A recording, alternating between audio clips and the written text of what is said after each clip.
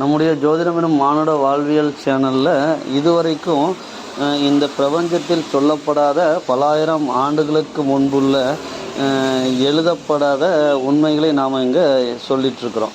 இது எந்த மூல நூல்கள்லேருந்தும் அவங்க எடுத்து நம்ம அங்கே எக்ஸ்பிளைன் பண்ணிகிட்ருக்குறோமா அப்படின்னா விளக்க உரைகள்லாம் சொல்லலை. புதிய விதிகளை நாம் இங்கே சொல்லி கொண்டிருக்கிறோம். என்ன புதிய விதிகள் அப்படின்னு நீங்கள் கேட்டீங்க அப்படின்னா, இது வரைக்கும் என்னையா சொல்லிட்ட புதிய விதிகள் அப்படின்னா, இங்கே போய் கேளுங்க. சரம், ஸ்திரம், உபயம் அப்படின்னு ஒரு நாலு ராசிகள் சொல்லுவாங்க. இந்த பிரிவிலையும் சேர்க்கின்ற போது 12 ராசிகள் இங்கே வரும். ஏன் ஸ்திர ராசிகள் என்று சொல்லக்கூடிய ரிஷபமும், சிம்மமும், விருச்சகமும், கும்பமும் ஏன் சிறராசிகளாக வந்தது அப்படின்னு கேட்டிங்கன்னா, யாருக்கும் அங்கே ஒன்றும் இல்லை. இது வரைக்கும் எங்கேயுமே இல்லை. அப்போது நாம் ஏன் எதற்கு என்ற கேள்விகள் கேட்கின்றோம். சிறராசிகள் தான், அவ்வளோதான். இந்த ஸ்திர ராசிகளுக்குன்னு ஒரு தன்மை இருக்குது. அதை வேணால் எக்ஸ்பிளைன் பண்ணி நம்ம சொல்லலாம். அந்த கான்செப்ட் மட்டும்தான். ஏன் ஸ்திர ராசிகள் அது இல்லை, பதில் இல்லை. இந்த 4 ராசிகள் உபய ராசிகள்.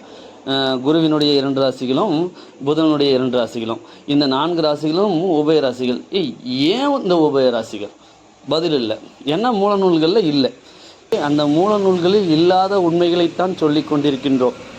அதனால தான் நம்ம சேனலில் எல்லா வீடியோவும் பாருங்கள், நீங்கள் சப்ஸ்கிரைப் பண்ணுங்கள், பெல் ஐக்கானை டச் பண்ணுங்கள் அப்படிலாம் எதையுமே நாம் அங்கே சொல்கிறது கிடையாது. காரணம் என்ன அப்படின்னா, எந்த பதிவுகளில் இருக்காதுங்க. ஏதாவது ஒரு பதிவில் இருக்குதுன்னு சொல்லுங்கள், நம்ம சேனலே க்ளோஸ் பண்ணிடலாம். எந்த பதிவுகள்லையுமே இருக்காது. காரணம் என்ன அப்படின்னா, நாம் பிரபஞ்ச உண்மையை சொல்கின்றோம்.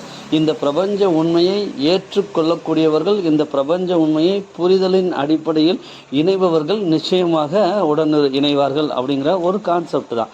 ஏற்கனவே இந்த பிரபஞ்ச உண்மைகளின் மூலவர்கள் எழுதி வைக்கப்பட்டதை இங்கே மனப்பாடம் செய்து கொண்டிருப்பவர்கள் எதிர்ப்பார்கள்.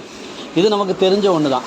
அதனால் எந்த ஒரு காழ்ப்புணர்ச்சியும் கமெண்ட்ஸும் நம்மளை இந்த பிரபஞ்சத்திற்கான என்ன தான் சொல்ல வர அப்படின்னு ஒரு கமெண்ட்ஸு.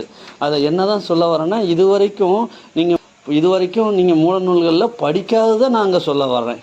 அவ்வளோதான் விஷயம். நீங்கள் படித்ததை சொல்ல வந்திருக்கிறீங்க, நான் அங்கே எழுதாததை சொல்ல வந்திருக்கிறேன். அவ்வளோதான் கான்செப்ட்.